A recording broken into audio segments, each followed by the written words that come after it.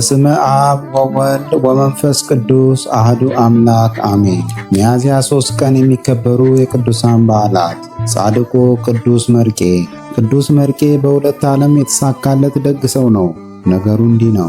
ቅዱሱ በዓለም የሚኖር ታዋቂ ነጋዴ ነው። ከእግዚአብሔር ጋር ለመኖር እንደ አስቸጋሪ ከሚታዩ ሥራ ዘርፎች አንዱ የንግድ ሥራ ቢሆንም እርሱ ግን ቅዱሱ ነጋዴ ለመባል በቅቷል።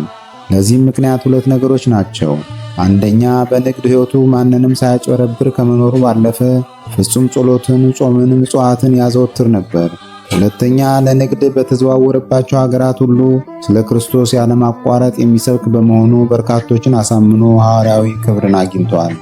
ቅዱስ መርቄ በሕይወቱ ይህንን ከፈጸመ በኋላ አንድ አረማዊ ጓደኛ ነበረውና ሀብት ንብረቱን ሰብስቦ ጌታችን ክርስቶስ ከቤተ ክርስቲያን ውስጥ ስላለ ለእሱ ስጥልኝ ብሎ ላከው።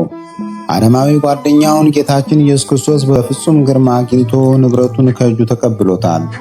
አረማዊውም በዚህ ምክንያት ከ75 ቤተሰቦቹ ጋር አምኖ ተጠምቋል። ቅዱስ መርቄ በረሃ ውስጥ ባረፈ ጊዜ ቅዱስ ዳዊት ከሰማይ ወርዶ ዘምሮለታል። መላእክት በምስጋና ገንዘውት አንበሶች ቀብረውታል። አምላክ ከቅዱሱ በረከትን ያድለን። ሚያዝያ 3 ቀን የሚከበሩ ዓመታዊ የቅዱሳን በዓላት። ቅዱስ መርቄ ጻድቅ ክርስቲያናዊ ነጋዴ። ቅዱስ ዮሐንስ ዘኢየሩሳሌም። አባ ሚካኤል ዘእስክንድርያ።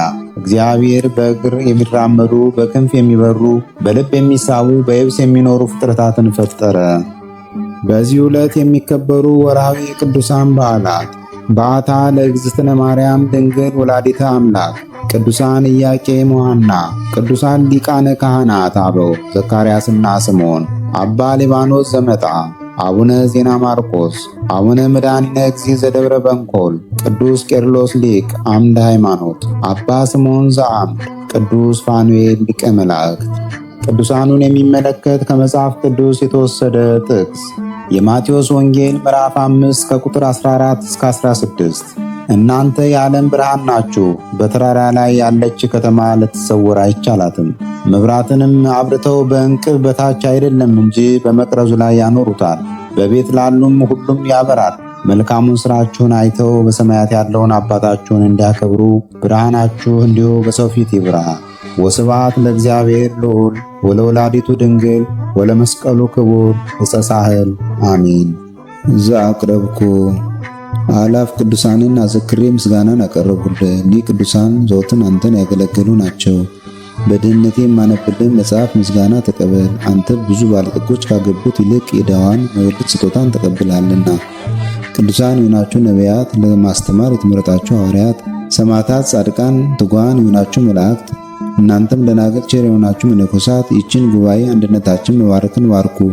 ስትባርኩም ከሕፃናቱ ጀምራችሁ እስከ ሽማግሌው ድረስ ይሁን። በብራና በወረቀት የጻፈውን ሊያስደርስ በገንዘብ ዋጅቶ ያጻፈውን አምኖ ያነበበውን ወደ ሌላ ልሳንም የተረጎመውንም በዝነ ልቦና አምኖ የሰማውን ከጠብ ከክርክር ከመከራ ከችግር በምትሰውር በእናቱ በማርያም ጸሎት ኢየሱስ ክርስቶስ ሁላችን አንድ ላይ ይማረን፣ ቅዱስ መንፈሱንም ይላክልን ከዛሬ ጀምሮ ለዘላለሙ ዳግመኛም እስኪመጣ ድረስ አሜን።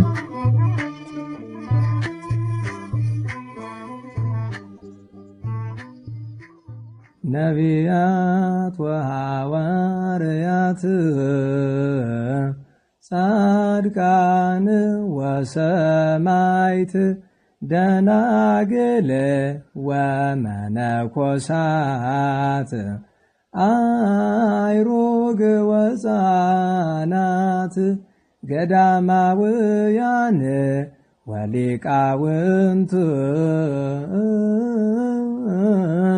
ሰአሉ ለነ ኩልክሙ ቅድመ መንበሩ ለጸባኦት